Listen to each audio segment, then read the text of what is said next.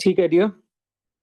कल जो हमने क्लास में पढ़ा या कल तक हमने जो भी क्लास में पढ़ा, किसी का कोई डाउट है so far, we can quickly go through it. अगर कुछ है तो you guys can ask me right now. और did you go through the articles which we dealt with till yesterday?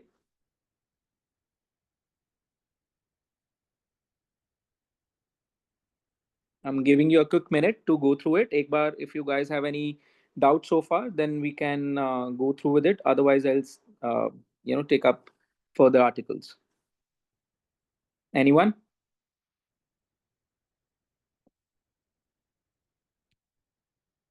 चलिए ठीक है, फिर आगे चलते हैं.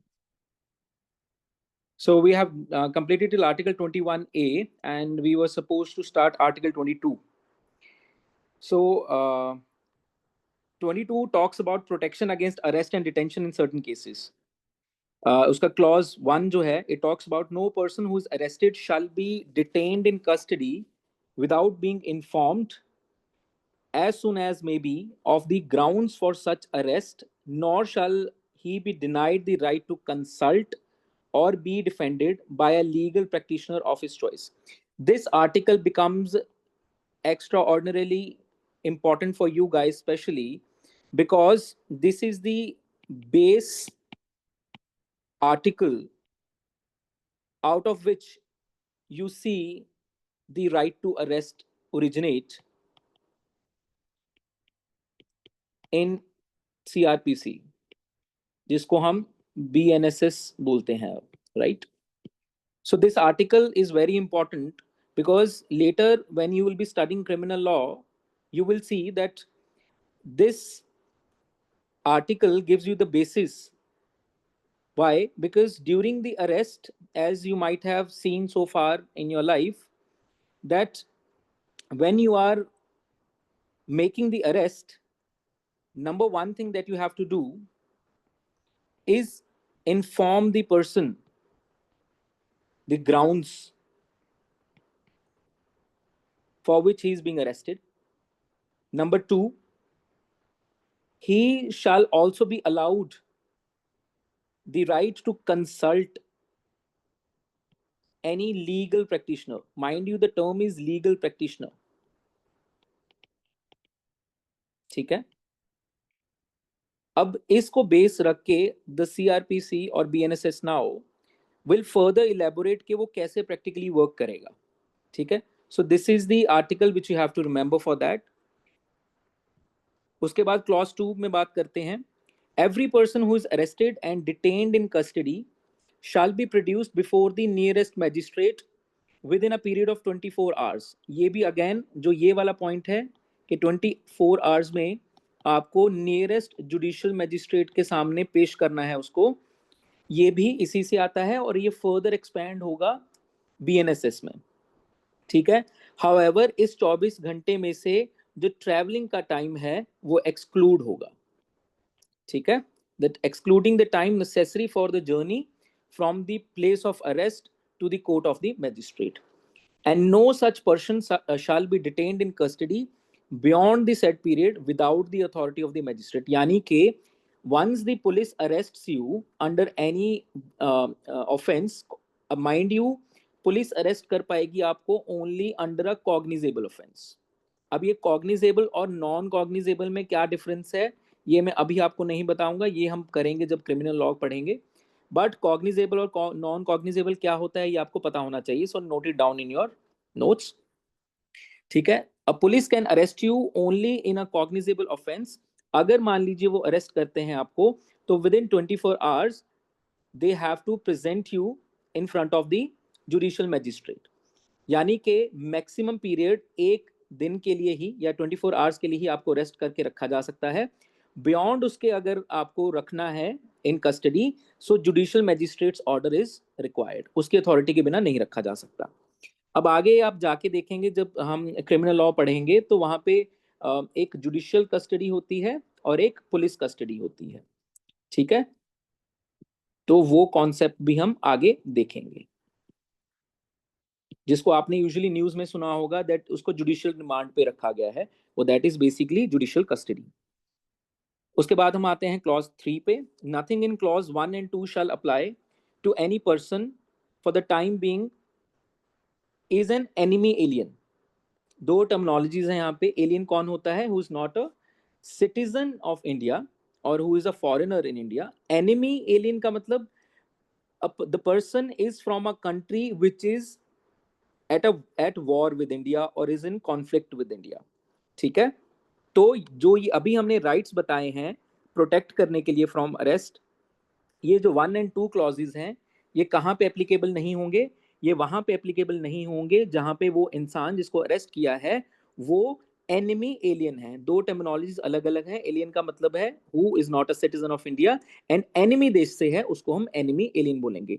फॉर एग्जाम्पल, अगर मान लीजिए कोई Pakistani person is arrested in India, तो and India is at war with Pakistan, तो that person would be considered an enemy alien. और उसको जो अभी मैंने आपको राइट्स बताए हैं of consulting and of being informed of the grounds and of being presented in front of the judicial magistrate within 24 hours, ये सारी चीजें applicable नहीं होंगी on the enemy alien. और दूसरी किस पे नहीं होंगी? of on any person who is being preventively detained. ठीक है, प्रिवेंटिव रिटेंशन हो रखी है. प्रिवेंटिव रिटेंशन बड़ी इंपॉर्टेंट एस्पेक्ट है. इसके ऊपर बहुत सारी एग्जाम्स में क्वेश्चन पूछा जाता है. तो प्रिवेंटिव रिटेंशन आपको याद रखना है. प्रिवेंटिव रिटेंशन बेसिकली क्या होती है? मान लीजिए you are an habitual offender. Habitual offender I hope आपको समझ आ रहा होगा. Habitual offender is someone who is in the habit of committing crimes over and over again, and when there is a situation in the society where it feels like that this person may cause certain law and order situation, तो police with the order of the court can arrest the can preventive उस इंसान की preventive detention कर सकती है. ठीक है. तो उस सिनेरियो में भी उस इंसान के लिए ये 1 और 2 एप्लीकेबल नहीं होगा. बट माइंड यू, ये प्रिवेंटिव डिटेंशन हर एक पे एप्लीकेबल नहीं होती है. इसके लिए बड़े स्ट्रिक्ट कंडीशंस हैं, और वो जो स्ट्रिक्ट कंडीशंस हैं उसमें से कुछ तो हम यहाँ पे पढ़ेंगे, और बाकी जो है वो उसके लिए जो स्पेसिफिक एक्ट होगा क्रिमिनल लॉ में वहां पे देखेंगे. आपके लिए ज्यादा इंपॉर्टेंट नहीं है, बट प्रिवेंटिव डिटेंशन क्या है ये आपको पता होना चाहिए. सो क्लॉज 4 में आते हैं. No law providing for preventive detention shall authorize the detention of a person for a longer period than 3 months. तो preventive detention कितने समय के लिए हो सकती है? 3 months. ये भी क्वेश्चन बहुत बार रिपीट हो चुका है. So mark it. So preventive detention maximum समय कितने समय के लिए हो सकती है? 3 months के लिए हो सकती है. अनलेस अगर 3 months से ऊपर जाना है आपको तो क्या करना पड़ेगा? An advisory board consisting of persons who are or have been or are qualified to be appointed as judges of the High Court has reported before the expiration of the said period of 3 months that there is in its opinion sufficient cause for such detention. यानी कि 3 months खत्म होने से पहले before expiry of 3 months एक advisory board जो कि कैसे पर्सन्स का बना होना चाहिए? दोज हु आर आइदर जजेस ऑफ द हाई कोर्ट और are qualified to become the जजेस ऑफ द हाई कोर्ट, वो एडवाइजरी बोर्ड बना हो और वो सजेस्ट करें prior to the expiry of these 3 months कि देयर इज सफिशिएंट कॉज कि उसको 3 महीने से ज्यादा रखना पड़ेगा. तभी 3 महीने से ज्यादा की प्रिवेंटिव डिटेंशन हो सकती है. Moving on, this is known as proviso. हमेशा याद रखिए, जहां पे टर्मिनोलॉजी आपको प्रोवाइडेड बताई जाती है इसको लीगल लैंग्वेज में हम बोलते हैं this is the proviso of the article. Proviso का मतलब क्या होता है? Proviso is basically in layman's language is a conditionality और a condition which means what? Which means कि देखिए this will be applicable but provided this happens, यानी कि कंडीशन लगा दी गई है. तो अगर हम प्रोवाइजो को पढ़ेंगे तो उसका मतलब ये होगा कि ये जो अभी तक हमने बात पढ़ी है ये मानी जाएगी प्रोवाइडेड क्या होना चाहिए? Provided that nothing in this sub clause shall authorize the detention of any person beyond the maximum period prescribed by any law made by the parliament. यानी कि ये वाला जो हमने क्लॉज ए पढ़ा ये भी तभी मानने योग्य है अगर वो पार्लियामेंट का जो लॉ बनाया जाएगा प्रिवेंटिव डिटेंशन के लिए उसका मैक्सिमम पीरियड अलाउ करता है 3 महीने से ज्यादा. अगर मान लीजिए 3 महीने से ज्यादा वो लॉ प्रोवाइड ही नहीं करता है तब ये वाली जो बात है वो मानी नहीं जाएगी. तो दैट इज वाई जो ये कंडीशनैलिटी है जिसको हम लीगल लैंग्वेज में प्रोवाइजो बोलते हैं, ये मानना मतलब ये माननी पड़ेगी आपको while reading this clause of the article. ठीक है, आई होप आपको समझ आ रहा होगा। उसके बाद हम क्लॉज बी पे आते हैं। Such person is detained in accordance with the provisions of any law made by the parliament under subclauses A, B and C of clause 7. Clause 7 क्या है हम देखेंगे। When any person is detained in pursuance of any order made under any law providing for preventive detention, the authority making the order shall, as soon as may be, communicate to such person the grounds on which the order has been made and shall afford the earliest opportunity of making a representation against the order। ये वही वाली बात है कि जब आपने किसी को प्रिवेंटिव डिटेंशन करी है उसके बाद अथॉरिटी उसको मौका दे, ऑप्शन दे और कम्युनिकेट करे कि किस ग्राउंड्स के बेसिस पे आपको प्रिवेंटिव डिटेन किया गया है और उनको अर्लीस्ट अपॉर्चुनिटी दे to make a representation against that preventive detention का ऑर्डर। ठीक है, बहुत आसान क्लॉज है ये। Nothing in clause 5 shall require the authority making any such order as is referred to in that clause to disclose facts which such authority considers to be against the public interest to disclose। यानी कि ये grounds बताते समय जब authority grounds बता रही होगी उस इंसान को जिसको हम प्रिवेंटिव डिटेन्यू बोलते हैं, डिटेन्यू, ठीक है, जब उसको बता रही होगी कि भाई आपको अरेस्ट क्यों किया गया है, तो जरूरी नहीं है कि उनको सारे फैक्ट्स डिस्क्लोज करने हैं, वो सिलेक्टिव फैक्ट्स भी डिस्क्लोज कर सकते हैं अगर उनको लगता है कि अगर जो फैक्ट्स हम उसको बता रहे हैं उसकी वजह से पब्लिक इंटरेस्ट जो है वो इम्पैक्ट करता है या पब्लिक में कुछ प्रॉब्लम हो सकती है, कुछ सोशल डिसऑर्डर की प्रॉब्लम हो सकती है, तो they are allowed not to disclose the entire fact situation.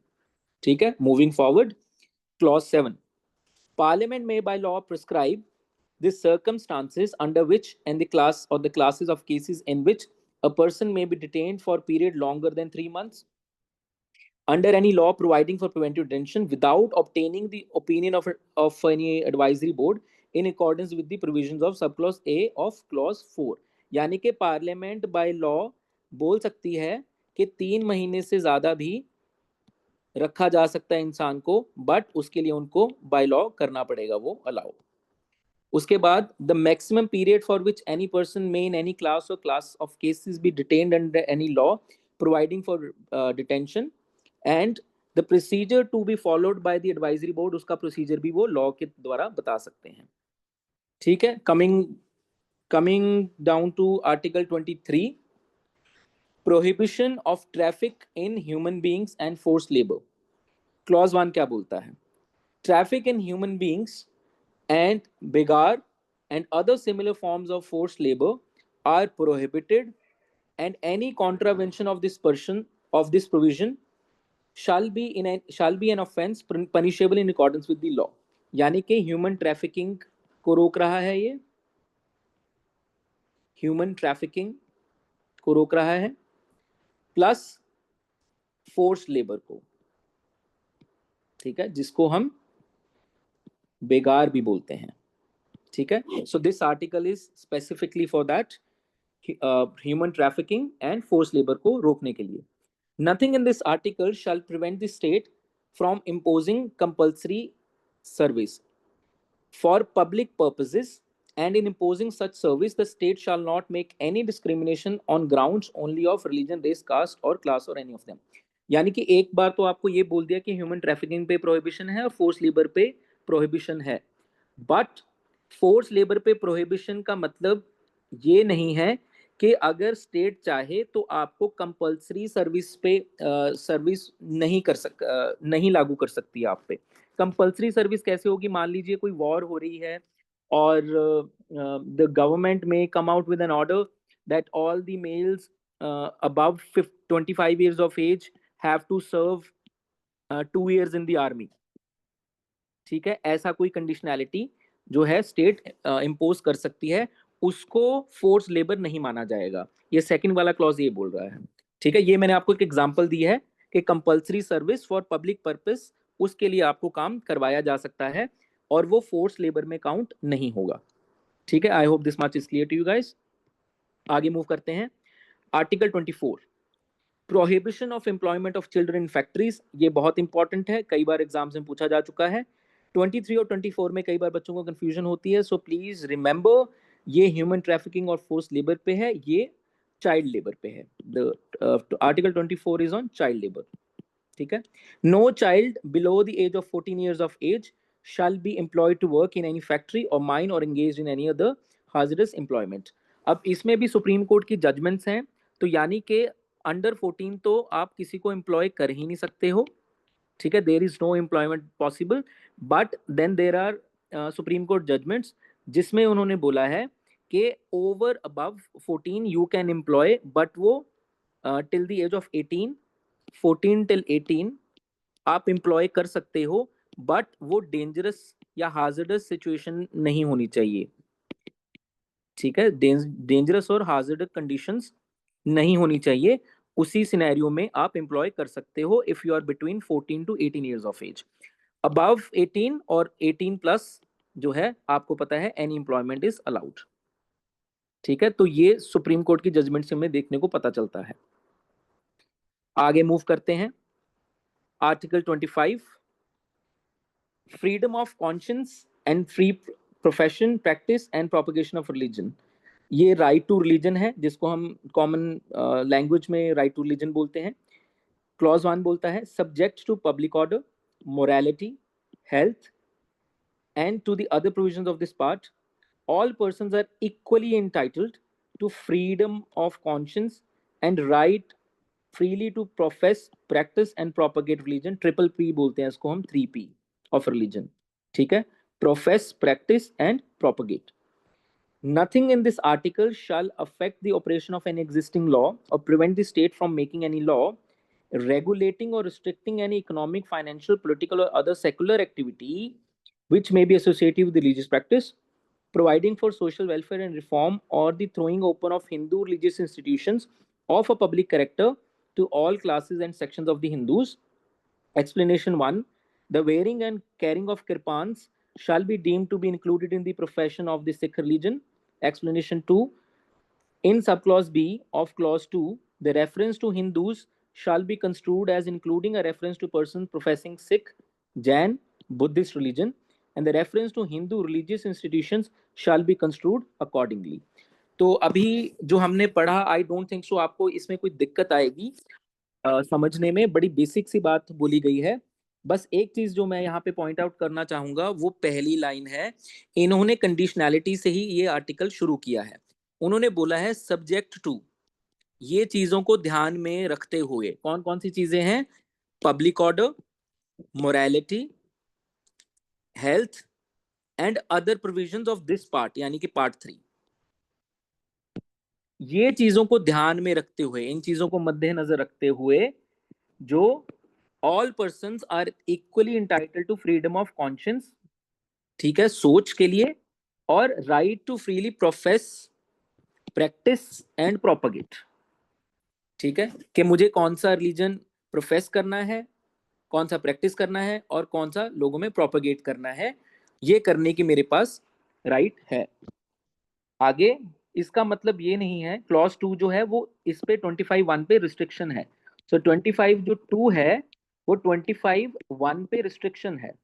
क्या बोलती है वो रिस्ट्रिक्शन, कि आपके पास right to freedom of religion तो है, लेकिन इसका मतलब ये नहीं है कि गवर्नमेंट कोई लॉ बना के उस रिलीजन की कोई economic activity, financial activity, political activity या कोई सेकुलर एक्टिविटी, यानी कि जिसका रिलीजन से लेना देना नहीं है, उसको रेगुलेट या रिस्ट्रिक्ट नहीं कर सकती है। ये कर सकती है, जिसको आपको याद होगा मैंने आपको समझाया था, पॉजिटिव सेकुलरिज्म। यानी कि ये वन हैंड डिस्टेंस वाली बात नहीं है, ये नेगेटिव सेकुलरिज्म नहीं है। नेगेटिव सेकुलरिज्म में क्या होता है, that there is a difference between the state और द गवर्नमेंट वर्सेस रिलीजन, दोनों में अंतर है। ठीक है, दोनों में अंतर है। तो नेगेटिव सेकुलरिज्म बोलता है कि the state will not interfere in the religion and religion will not interfere in the state. But positive secularism बोलता है दैट द स्टेट में interfere in the religion in the secular aspects of it, and if it has some bearing on these aspects of the society. ठीक है, अगर public order को खराब कर रहा है, मोरालिटी को खराब कर रहा है, ठीक है, तो ये चीजें उसमें अलाउड हैं। इसमें मैं आपको बहुत अच्छी एग्जांपल दे सकता हूं, जैसे कि ट्रिपल तलाक है जो, ठीक है, ट्रिपल तलाक, वो इसी वजह से, इन सब्जेक्ट की वजह से ही जो ट्रिपल तलाक को अनकॉन्स्टिट्यूशनल ठहराया गया है, ठीक है, because of this very reason. उसके बाद उन्होंने बोला कि सोशल वेलफेयर रिफॉर्म और हिंदू इंस्टीट्यूशंस को ओपन किया जा सकता है, जो बाकी सारी क्लासेस हैं और सेक्शंस हैं जो हिंदू में। यहाँ पे सबसे बड़ी एग्जांपल क्या है? सबरीमाला की जजमेंट। सबरीमाला आपको पता होगा, सबरीमाला जजमेंट में सुप्रीम कोर्ट ने विमेन को अलाउ किया टू एंटर द टेम्पल, ठीक है। So this is a very good judgment है। तो ये इसी को आप एग्जाम्पल, इसकी एग्जाम्पल याद रख सकते हो और इसकी भी एग्जाम्पल याद रख सकते हो, ट्रिपल तलाक, ठीक है। I hope this much is clear to you guys. I am sorry थोड़ा सा मेसी हो गया, but I hope all of you are getting the kind of things I am trying to teach you, because ये सारी चीज़ें in your examination would be relevant. तो article पढ़ते पढ़ते कई बार दिमाग में बहुत सारी चीज़ें आती हैं which would be relevant for you guys. तो साथ साथ में please I hope you must be noting it down. अगर कोई डाउट है तो please you guys can ask me, but I don't think so मैं इतनी तेज़ चल रहा हूँ, सो विल मूव फॉरवर्ड। और ये कृपान जो है ये प्रोफेशन का पार्ट है, ये हमें पता है। और हिंदू में सिख, जैन और बुद्धिस्ट रिलीजन काउंट किए गए हैं, जहाँ जहाँ पे टर्म हिंदू यूज़ किया गया है, ये भी हमें पता है। जब हम हिंदू लॉ भी पढ़ेंगे, जब आप हिंदू लॉ आगे पढ़ोगे तो आप देखेंगे हिंदू लॉ में ये सारे जो धर्म है, सिख, जैन और बुद्धिस्ट, उसमें काउंट किए गए हैं। दो अभी जो है आप देख रहे होंगे, ये एक करंट अफेयर का टॉपिक मैं आपको बता देता हूँ। जो हिंदू अभी तक जो मैरिज हो रही थी सिख, जैन और बुद्धिस्ट में, वो हिंदू लॉ के अंडर हो रही थी, हिंदू मैरिज एक्ट जिसको हम एचएमए बोलते हैं, इसके अंडर हो रही थी। लेकिन अब जो है, if there is a Sikh wedding, तो उसके लिए आनंद मैरिज एक्ट आ चुका है, ठीक है। ये आपके लिए एक करंट अफेयर का क्वेश्चन हो गया। तो if both the parties are Sikh, then the marriage would be registered under Anand Marriage Act. इससे पहले जो रजिस्टर हो रही थी सिख मैरिज, वो हिंदू मैरिज एक्ट के अंदर ही हो रही थी, ठीक है। लेकिन अभी भी उनके ऊपर वो लॉ एप्लीकेबल है। चलिए आगे, अब हम आते हैं आर्टिकल 26 पे। आई होप अभी तक आपको कोई डाउट नहीं है। हम आते हैं आर्टिकल 26 पे। Freedom to manage religious affairs subject to public order, morality and health. Again वही बात, कंडीशनैलिटी लगा के, एवरी रिलीजियस डिनोमिनेशन और any section thereof shall have the right. अब देखिए यहाँ पे इन्होंने रिलीजन नहीं लिखा, इन्होंने टर्म यूज किया है रिलीजियस डिनोमिनेशन और एनी सेक्शन देयर ऑफ। अब रिलीजियस डिनोमिनेशन का मतलब क्या होता है? रिलीजियस डिनोमिनेशन का मतलब होता है, मान लीजिए एक हिंदू तो धर्म है, हिंदुइज्म इज अ रिलीजन और हिंदू इज अ रिलीजन।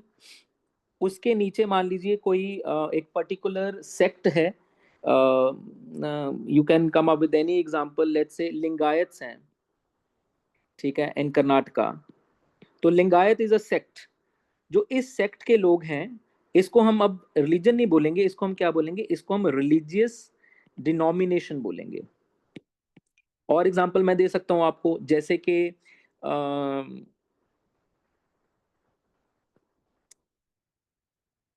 नाथ पंथीज हो गए, ठीक है, नाथ पंथीज हो गए, ठीक है। This will be considered a religious denomination. और कौन सी एग्जांपल दे सकता हूं मैं? जैसे ब्यास जो है, राधा स्वामी ब्यास वाले जो करते हैं, वो रिलीजियस डिनोमिनेशन हो गया, ठीक है। तो ये सारी जो है ये डिनोमिनेशंस हैं, these are known as religious denomination. ये इन्होंने स्पेसिफिकली क्यों लिखा? क्योंकि अदरवाइज आपके लिए इन सब सेक्ट्स को कवर करना मुश्किल हो जाएगा, जो कि डायरेक्टली हिंदुइज्म के अंडर नहीं आते हैं, but they are offshoots of those religion, ठीक है। आई होप आपको समझ आ रहा होगा। ये टर्मिनोलॉजीज में आपको क्यों लेके जा रहा हूँ? Because only then can you understand the constitution in the way it is been written.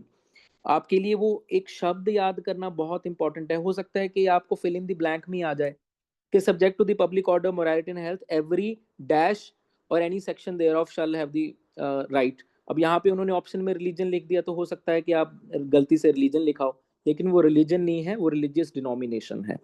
ठीक है, so make sure you remember these small things.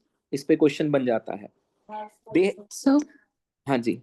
these religious denominations, is हाँ, it only valid for Hindus or other religions as well? no, any religion, dear, any religion, whether it's either they are Protestants, Catholics, or they are Jain में श्वेतांबर दिगंबर्स हैं, Buddhism में महायान, हीनयान, तो हर एक religion में जो sects बने हुए हैं डिफरेंट डिफरेंट, तो वो सारे इसमें कवर हो जाएंगे।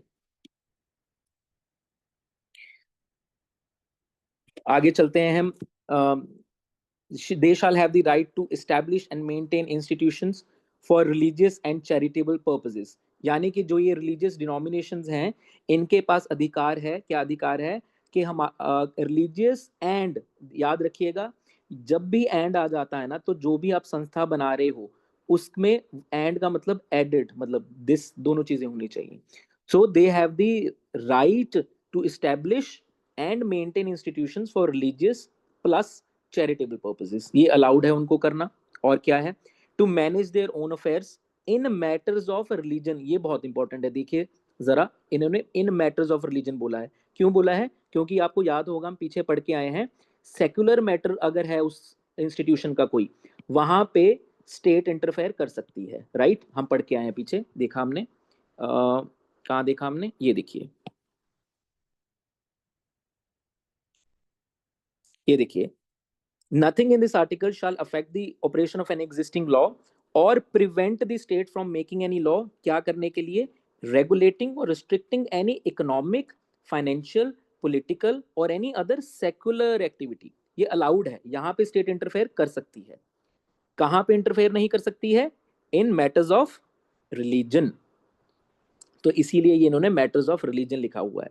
तो ऐसे बारीकी से जब आप पढ़ोगे ना, तो क्वेश्चंस आपके साथ साथ में ही कवर हो जाएंगे, आपको रट्टा मारने की जरूरत ही नहीं है। Just keep your mind a little bit open, और कॉन्स्टिट्यूशन को एक बेसिक लॉ की तरह समझ के देखो कि अगर कोई लॉजिकल इंसान होगा जो जिंदगी में रहना चाहता है, उसके क्या क्या अधिकार उसके पास होने चाहिए, क्या अलाउड होना चाहिए उसको रहने के लिए। Just start reading these things like that. In fact most of the time अगर आप लॉजिकल कंक्लूजन पे पहुंच सकते हो, तो by and large legal conclusion भी वही निकलेगा। ठीक है, ये थंब रूल है। आगे चलते हैं, और क्या अलाउड होना चाहिए उनको? They can own and acquire movable and immovable property. I hope आपको पता होगा, मूवेबल चल और अचल संपत्ति बोलते हैं इनको। मूवेबल प्रॉपर्टी होगी कार और assets which are easy to move around. Immovable property में आ गया land and buildings and stuff like that. ठीक है, और आगे चलते हैं हम। To administer such property in accordance with law.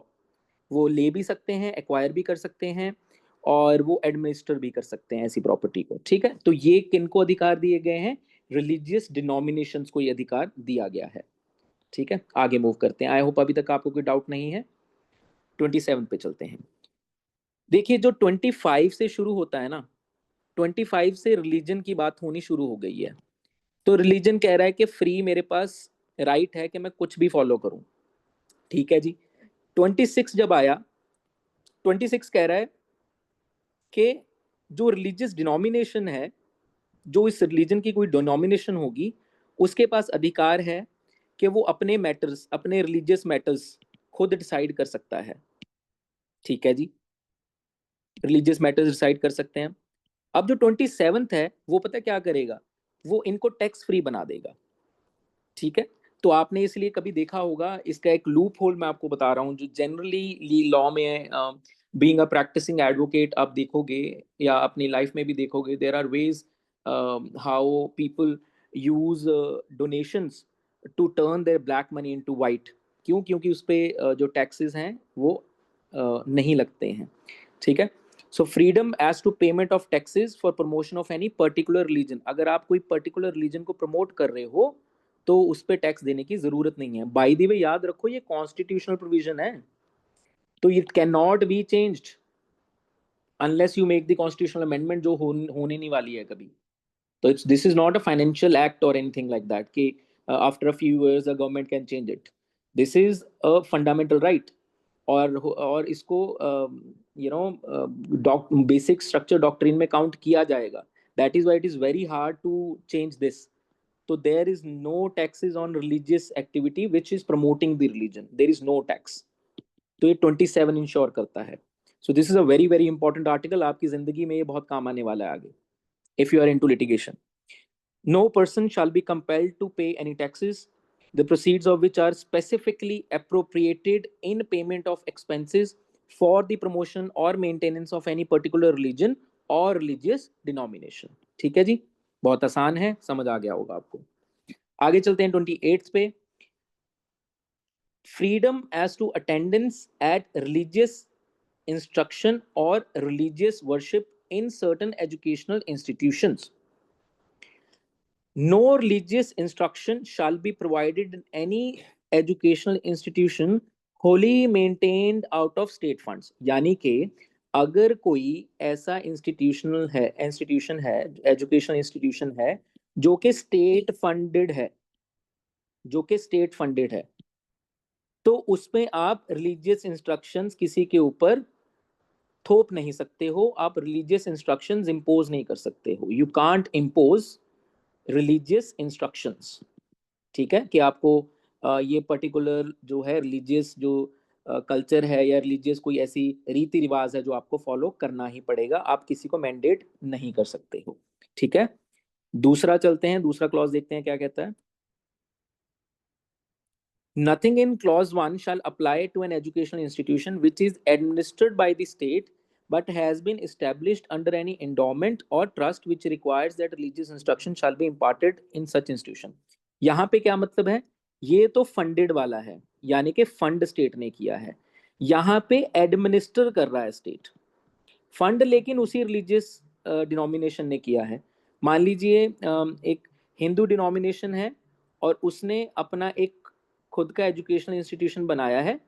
ठीक है, और तो उस सिनेरियो में सिर्फ जो स्टेट है, स्टेट सिर्फ उसको रन कर रही है या एडमिनिस्टर कर रही है. उस केस में रिलीजियस इंस्ट्रक्शन के मैंडेट की जा सकती है, इम्पोज की जा सकती है वहां पे. ठीक है, आई होप आपको समझ आ रहा है. एडमिनिस्ट्रेशन और फंडिंग में फर्क है. No person attending any educational institution recognized by the state or receiving aid out of the state funds shall be required to take part in any religious instruction that may be imparted in such institution or to attend any religious worship that may be conducted in such institution or in any premises attached thereto, unless such person or if such person is a minor, his guardian has given his consent to. यानी कि उसका consent लिए बिना या उसके guardian का consent लिए बिना उसको जबरदस्ती आप रिलीजियस इंस्ट्रक्शन फॉलो करने के लिए नहीं बोल सकते हो. ठीक है, अगर वो माइनर है उसके गार्डियन का कंसेंट चाहिए आपको. अगर वो मेजर है तो उसका खुद का कंसेंट चाहिए. सच पर्सन हिमसेल्फ, और इफ इज अ माइनर उसके गार्डियन का कंसेंट चाहिए. उसके बिना, कंसेंट के बिना आप किसी के ऊपर रिलीजियस इंस्ट्रक्शन नहीं थोप सकते if it is recognised by the state और is receiving fund out of the states. ठीक है जी, it's very easy to understand. I hope आपको समझ आ रहा होगा. आगे चलते हैं. अब ये जो है कल्चरल एंड एजुकेशनल राइट्स, ये बहुत इंपॉर्टेंट है. अब आपको लग रहा होगा कि अभी तक जो हमने बात करी है ये रिलीजन की बात करी है, लेकिन रिलीजन के अलावा भी तो कोई एस्पेक्ट ऐसा हो सकता है जिसके लिए आपको बचाने की जरूरत है लोगों के राइट्स. हाँ जी बिल्कुल है, वो है cultural and educational rights of the minorities. अब माइनॉरिटी का मतलब क्या है? माइनॉरिटी का मतलब सिर्फ और सिर्फ रिलीजन से रिलेटेड नहीं होता है. Minority could be linguistic base also. ठीक है, could be cultural minority also. तो वो हम देखेंगे. जो 29 और 30 है ये उन माइनॉरिटीज की बात कर रहा है. ठीक है, protection of interest of the minorities. Any section of the citizen residing in the territory of India or any part thereof having a distinct language, script or culture of its own shall have the right to conserve. समझ रहे हो आप इस चीज को? कोई भी minority है जो कि चाहे वो लैंग्वेज पे बेस्ड हो, यानी कि लिंग्विस्टिक माइनॉरिटी है, चाहे वो स्क्रिप्ट पे बेस्ड हो, चाहे वो कल्चर पे बेस्ड हो. ठीक है जी, इनको प्रोटेक्ट किया गया है. ठीक है, they shall have the right to conserve it, उनके पास अधिकार है कि वो उसको कंजर्व करें। No citizen shall be denied admission into any educational institution maintained by the state or receiving aid out of the state on grounds only of religion, race, caste, language or any of them। यानी कि जो हमने ऊपर educational institution की बात करी थी, किसी भी एजुकेशनल इंस्टीट्यूशन में जो माइनॉरिटीज हैं इनको एडमिशन ना मिले, ये डिनाई नहीं, उनको एडमिशन डिनाई, माइनॉरिटीज को एडमिशन डिनाई नहीं कर सकते आप। ये जो क्लॉज 2 है ये बात कर रहा है that minority can not be denied admission into educational institutions which are maintained by the state or receiving aid out of the states on the grounds only of religion, race, caste, language or any of them। ठीक है जी, minority कोई भी हो सकती है, religion based minority हो, race based हो, caste based हो, लैंग्वेज बेस्ड हो, या इनमें से कोई भी हो। अगर कोई ऐसी माइनॉरिटी है तो उनको उसके बिहाफ पे एडमिशन डिनाई नहीं हो सकती किसी एजुकेशनल इंस्टीट्यूशन में which is maintained by the state और receiving aid of the state, out of the state. ठीक है, आई होप आपको ये समझ आया होगा। चलिए आगे, article 30, right of minorities to establish and administer educational institutions. अब यहाँ पे तो उन्होंने माइनॉरिटीज को दूसरे एजुकेशनल इंस्टीट्यूशन में एडमिशन अलाउ कर दी। अब यहाँ पे वो बात कर रहे हैं कि वो खुद के इंस्टीट्यूशन भी बना सकते हैं एजुकेशनल। ठीक है, देखते हैं हम। All minorities whether based on religion और language shall have the right to establish and administer educational institution of their choice। खुद के एजुकेशनल इंस्टीट्यूशन बना सकते हैं वो। ठीक है जी। In making of any law providing for the compulsory acquisition of any property of an education institution established and administered by a minority referred in clause 1, the state shall ensure that amount fixed or determined under such law for the acquisition of such property is such as would not restrict or abrogate the right guaranteed under this clause। इसका क्या मतलब है मैं बाद में बताता हूँ। क्यों? क्योंकि जब आपको ये समझ में आएगा कि हम यहाँ पे क्या करने की कोशिश कर रहे हैं, फिर मैं आपको वो ये बाद में ऐड किया गया है इसका क्या मतलब है ये समझाता हूँ। 2 पे आओ पहले। The state shall not in granting aid to educational institution discriminate against any educational institution on the ground that it is under the management of a minority whether based on religion or language। यानी कि अगर state किसी भी educational institution को funding दे रहा है तो मान लीजिए ये जो है किसी और एस्पेक्ट वाले हैं ए बी सी और ये माइनॉरिटी है, तो माइनॉरिटी के साथ आप डिस्क्रिमिनेट नहीं कर सकते while giving out the funds. ये क्लॉज 2 ये बोल रहा है। ठीक है, ये तो आसान है, बहुत आसान है। लेकिन अब हम बात करते हैं 1A के बारे में। 1A क्या बोल रहा है? 1A कह रहा है कि जब कंपल्सरी एक्विजिशन की बात कर रहे हैं, compulsory acquisition of any property. Compulsory acquisition क्या होती है माय डियर स्टूडेंट्स? कोई बता सकता है मुझे जल्दी से? एनीवन? किसी ने सुना हो कंपल्सरी एक्विजिशन क्या होती है?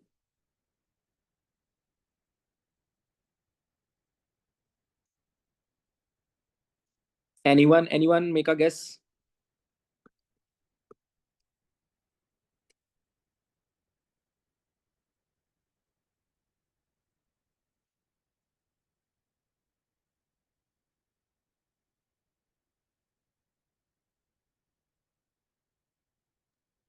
Sir, government power to take property or government power to... okay, सबसे पहले हमें ये समझना है, ये जो मैं अभी लिखने जा रहा हूँ प्लीज नोट डाउन कर लेना, आगे बहुत काम आएगा। देखो, जो जो स्टेट है या जिसको हम कॉमन लैंग्वेज में गवर्नमेंट बोलते हैं, उसको बोला जाता है कि वो ना, उसके पास it has the power of eminent domain.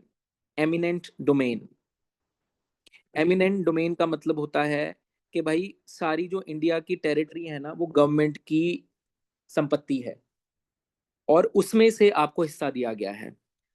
तो इसीलिए ये बोला जाता है, अगर आपको याद होगा झांसी की रानी जो लड़ रही थी वो क्यों लड़ रही थी? क्योंकि उस टाइम उन्होंने ये रूल बोला था कि या तो आपका वारिस होना चाहिए, यानी कि there must be some person to inherit your property. If there is no person to inherit your property, the property will go to the government. ठीक है, अगर इनहेरिट करने वाला इंसान नहीं है तो आपकी property by law, doctrine of lapse बोलते थे इसको, ये भी वैसे याद करने वाला ही पार्ट है आपके लिए। डॉक्ट्रिन ऑफ लैप्स जो लॉर्ड डलहौजी लेके आए थे, ये भी लिख लो. So Lord Dalhousie said that if you do not have a वंशज, ठीक है, a person on which you can devolve the property, then that property belongs to the government, it will devolve back to the government. ठीक है, this originated from the principle of eminent domain, जिसका मतलब ये है कि जो सरकार है वही मालिक है पूरी लैंड की, लेकिन आपको अब उसमें उसको यूज करने का अधिकार दिया गया है. तो मान लीजिए कभी ऐसी कोई जरूरत पड़ती है सरकार को कि वो वेलफेयर करने का कोई ऐसा प्रोग्राम या प्रोजेक्ट लगाना चाहती है जो अदरवाइज नहीं हो सकता, तो वो आपकी प्रॉपर्टी कंपल्सरीली एक्वायर कर सकती है. हाउएवर उसके लिए हमारा एक डिफरेंट लॉ बना हुआ है जो मैं अभी डिस्कस नहीं करूंगा क्योंकि हम बहुत डिटेल में चले जाएंगे.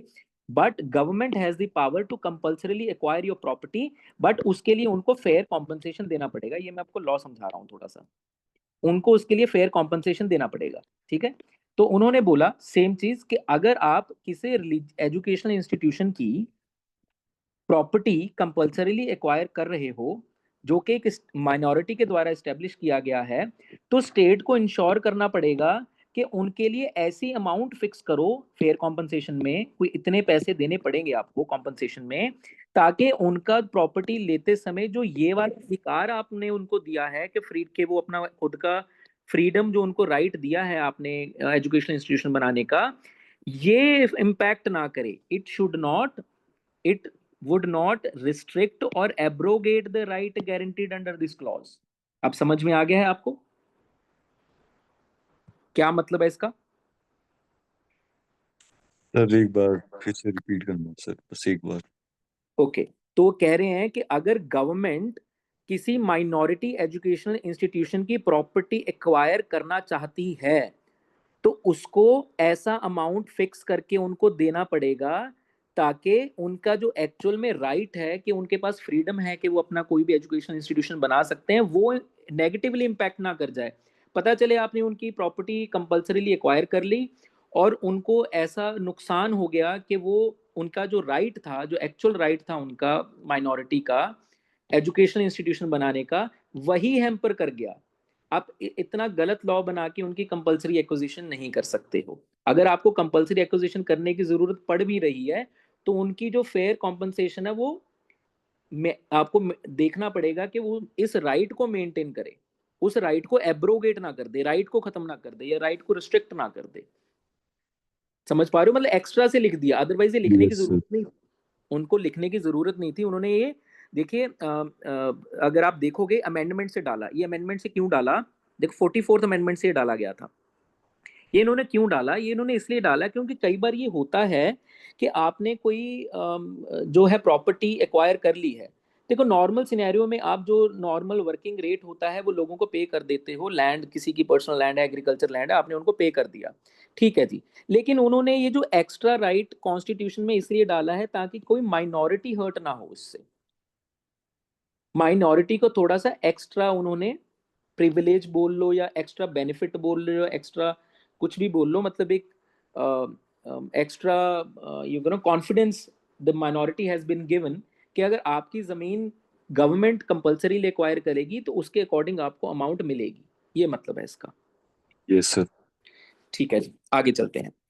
ठीक है, जो आर्टिकल 31A है, 31B है, 31C है, देखो इनकी ना एप्लीकेशन जो है वो बड़ी अलग है. मैं इन तीनों में आज नहीं जाऊंगा आपके लिए. क्यों? क्योंकि ये थोड़े कॉम्प्लेक्स हैं आपकी अंडरस्टैंडिंग के लिए और इसमें से क्वेश्चन भी नहीं ज़्यादा बनते हैं. इनमें से बड़ा बेसिक क्वेश्चन बनता है, वो क्या बनता है मैं आपको बता दूंगा. बट हम पहले जंप करते हैं 32 पे.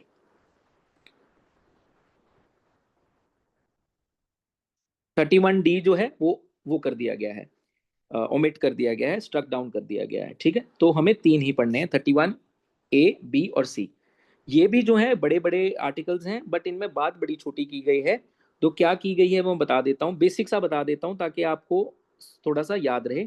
31A बोलता है कि अगर और ये क्यों आया था, जब लैंड रिफॉर्म्स करने थे ना इंडिया में, तो कुछ लॉज हमें ऐसे बनाने पड़ रहे थे जिनकी वजह से लोगों का राइट टू प्रॉपर्टी जो था वो वायलेट हो रहा था. ठीक है, ये मैं आपको थोड़ी हिस्टोरिकल बैकग्राउंड बता रहा हूँ 31A बनाने का. ठीक है, तो जब लैंड रिफॉर्म्स करने थे इंडिया में, तो लोगों का राइट टू प्रॉपर्टी हैम्पर हो रहा था। क्यों? क्योंकि आप बाकियों से लैंड लेके लोगों में बांटना चाहते हो।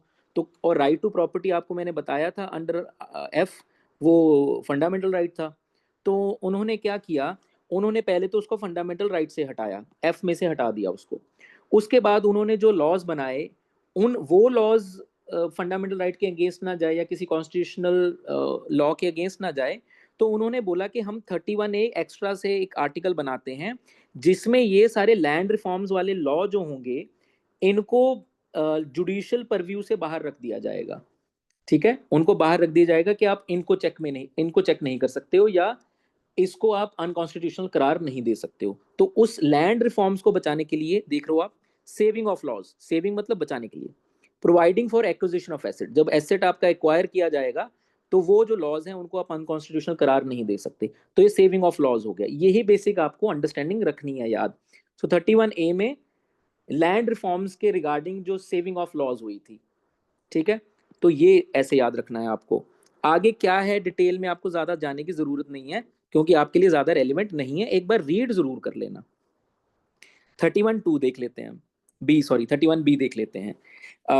Without prejudice to the generality of the provisions contained in Article 31A, none of the acts and regulations specified in 9th schedule nor any of the provisions thereof shall be deemed to be void or ever to have become void on the ground that such act, regulation, provision is inconsistent or takes away or breaches any of the rights conferred by or in provisions of this part, and notwithstanding any judgment, decree, or order of any court or tribunal to the contrary, each of the said acts, regulations shall, subject to the power of any competent legislature, to repeal and amend it, continue in force. इसका मतलब basic है कि अगर कोई ऐसा act हम बनाते हैं या रेगुलेशन बनाते हैं जो कि ऊपर वाले चीज को फायदा कर रहा है, 31A के लिए बनाया गया, यानी कि अगेन कोई लैंड रिफॉर्म वाला एक्ट बनाया गया है, उसको हम 9th शेड्यूल में डाल देंगे। 9th शेड्यूल भी उन्होंने अमेंडमेंट करके डाला था, तो 9th शेड्यूल भी लैंड रिफॉर्म वाला शेड्यूल है। ये भी आपको एक और चीज याद रखने के लिए आसानी हो गई। ठीक है, उन्होंने बोला जो भी हमने एक्ट और शेड्यूल 9th एक्ट और रेगुलेशन जो भी हमने 9th शेड्यूल में डाला है, वो वाला जो है 9th शेड्यूल में डाला हुआ लॉ या एक्ट या रेगुलेशन, वो जुडिशियल रिव्यू से बच गया है, उसको आप अनकॉन्स्टिट्यूशनल करार नहीं दे सकते हो। ये देखो, whatever is specified in 9th schedule shall none shall भी, उसको वॉइड नहीं मानोगे आप, ना ही वो वॉइड बनेगा, और ना ही उसको आप इनकंसिस्टेंट करार दे सकते हो। ठीक है, कौन से वाले लॉ? जो 9th शेड्यूल में है। 31B ये बोलता है। उसके बाद 31C की भी एक कॉन्स्टिट्यूशनल हिस्ट्री है, एक सुप्रीम कोर्ट जजमेंट्स की हिस्ट्री है। वो क्या हिस्ट्री है, जब वो थोड़ा सा टॉपिक आएगा रेलेवेंट मैं तब लेके जाऊंगा। अभी के लिए आप समझ लो कि उन्होंने बोला कि अगर फंडामेंटल राइट्स और डीपीएसपीज में कॉन्फ्लिक्ट हो, फंडामेंटल राइट्स आपको पता है सिटीजन्स के लिए हैं, डीपीएसपीज जो क्या हैं, these are directive principles of state policy. क्या मतलब है इसका?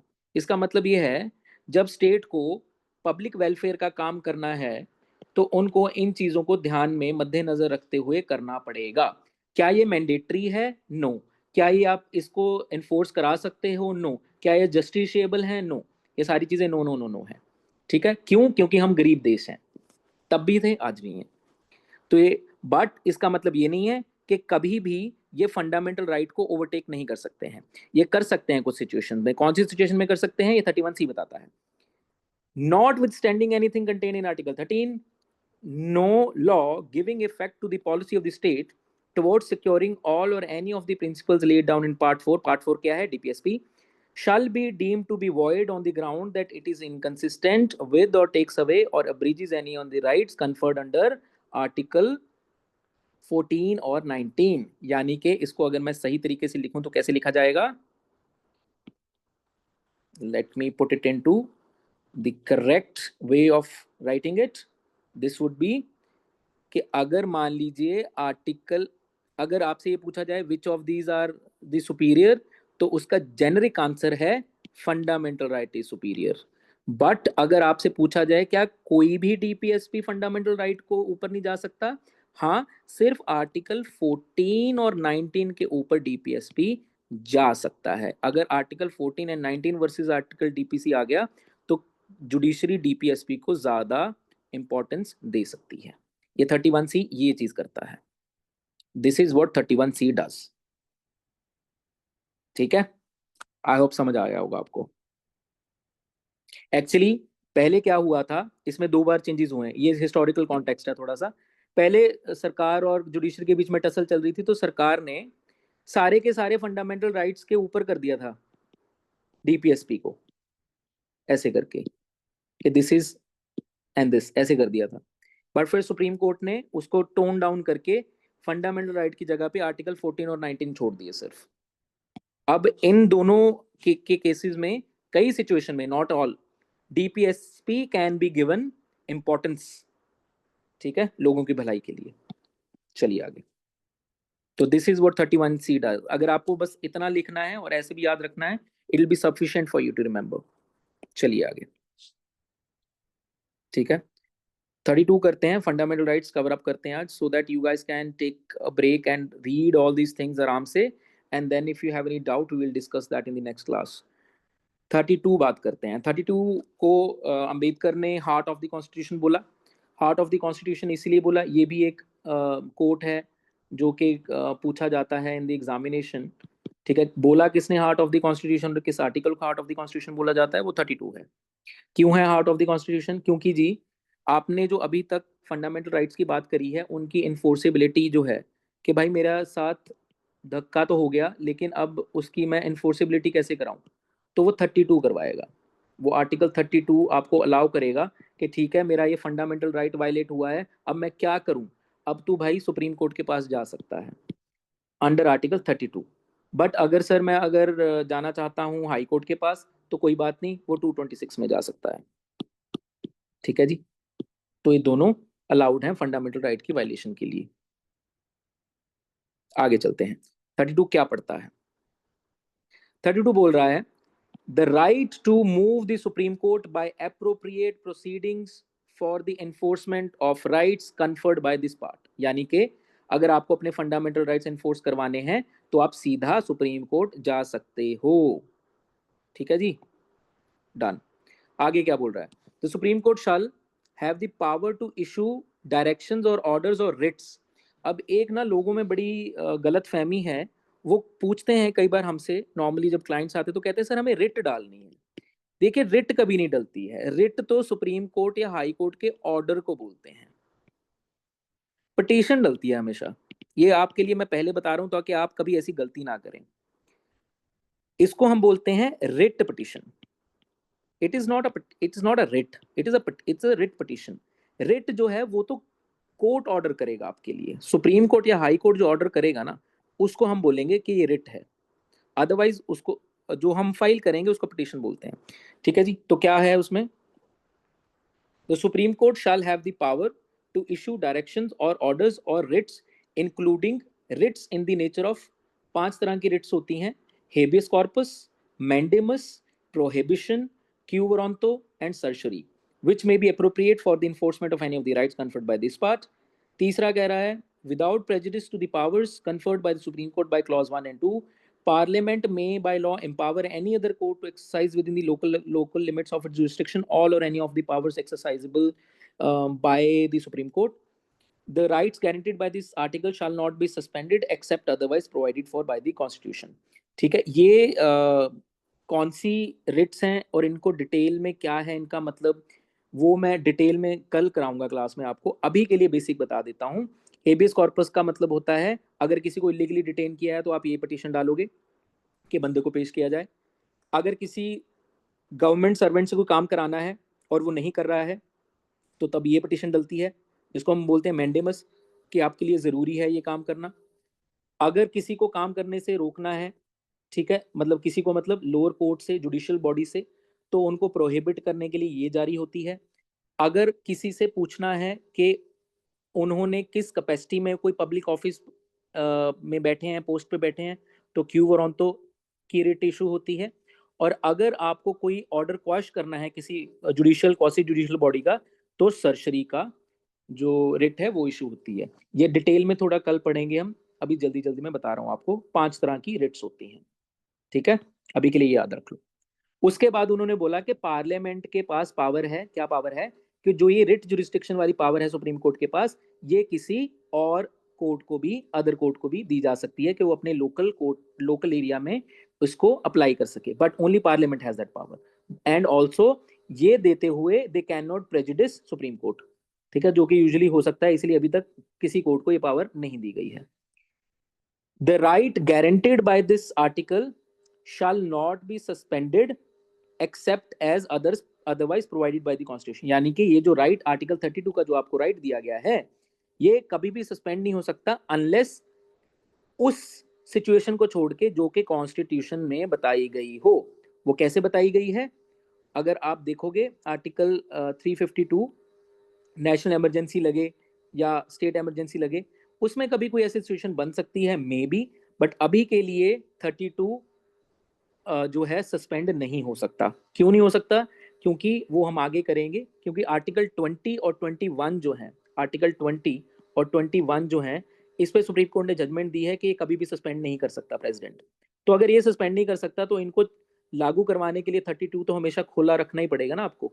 तो which means article 32 can not be suspended as of now, ठीक है। बट उन्होंने बोला है कि कॉन्स्टिट्यूशन में अगर कोई ऐसी प्रोविजन होगी जहां पे 32 को सस्पेंड किया जा सकता हो तो वहीं से हो सकता है, otherwise there is no way you can suspend article 32। तो पहले there was a possibility, but right now as per the Supreme Court judgment in which they said that article 20 and 21 can not be suspended, तो अगर ये suspend नहीं हो सकते हैं तो 32 भी सस्पेंड नहीं हो पाएगा, ठीक है। ये प्रैक्टिकल अंडरस्टैंडिंग है। तो ठीक है, any questions you guys have so far? इसके साथ हमारा जो फंडामेंटल राइट्स का जो टॉपिक है वो कवर होता है। ये जो आर्टिकल 33 है, 34 है, 35 है, ये आप घर पे पढ़ेंगे, और अगर आपको लगेगा कि आपको नहीं समझ आया तो हम कल कर लेंगे, अदरवाइज इनके ऊपर यूजुअली क्वेश्चन नहीं बनता है, ठीक है। So this is done for today. Any doubts? No, sir. Okay, thank you so much dear, कल मिलते हैं फिर। Thank you, sir.